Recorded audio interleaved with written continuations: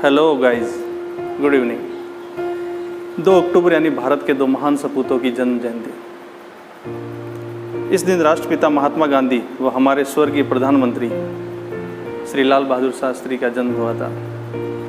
आज के दिन को हम लोग राष्ट्रीय उत्सव के रूप में मनाते हैं। हमारे देश के अंदर 3 राष्ट्रीय उत्सव हैं, 15 अगस्त, 26 जनवरी और 2 अक्टूबर।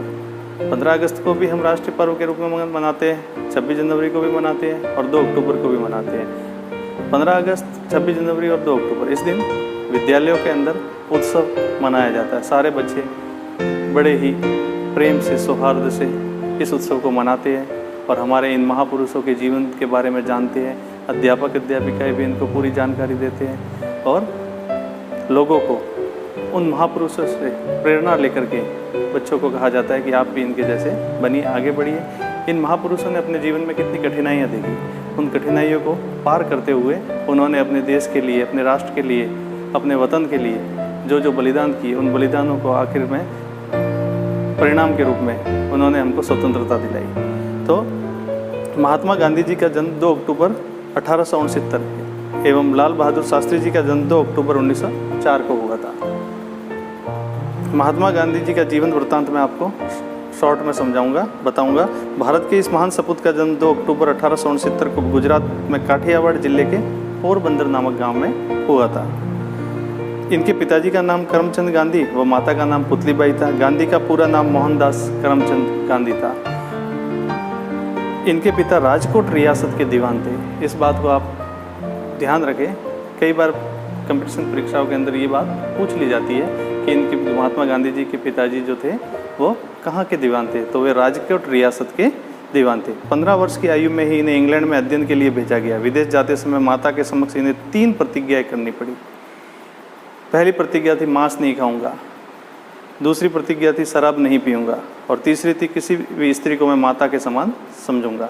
इंग्लैंड से वकालत की डिग्री लेकर भारत लौटे। कुछ दिन बम्बई में वकालत करते हैं, तभी एक कंपनी के वकील होकर इन्हें दक्षिण अफ्रीका जाना पड़ा और यहीं से इनके जीवन में बदलाव होता है। दक्षिण अफ्रीका में जाते हैं, आपने कई बार ये कहानी सुनी होगी कि वो जब ट्रेन से जा रहे थे तो काले गोरे का भेद वहाँ पर ज़्यादा था, तो उनको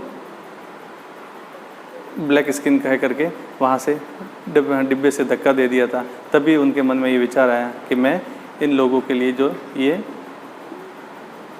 आंदोलन जो है करूँगा और जो काले गोरे का भेद है इसको मिटाने के लिए जितना भी मेरे से संभव होगा मैं उतना प्रयास करूँगा। वहीं से उनके जीवन का उत्थान होता है और वहाँ वो गरीबों, मजदूरों, बेसहारों, पिछड़े हुए लोगों के लिए आवाज़ बन के उनके लिए आवाज़ उठाते हैं, वकालत करते हैं, उनके लिए केसेस लड़ते हैं और अंत में वहाँ से जीत भी जाते हैं।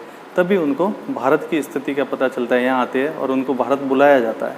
वो भारत आते हैं, आकर के फिर यहाँ पर भी वो इसमें भाग लेते हैं। सन 1852 से 1914 तक ये प्रवासी भारतीयों के लिए संघर्ष करते रहे। सन 1914 में भारत लौटे।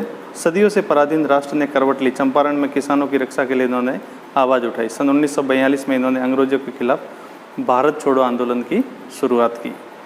अंग्रेजी शासन की जड़ें हिल गई। अपनी पूरी ताकत से अंग्रेजों ने गांधी जी को झुकाने की कोशिश की मगर असफल रहे। अतः 15 अगस्त 1947 को अंग्रेज़ों को भारत से जाना पड़ा और हमारा देश आज़ाद हुआ।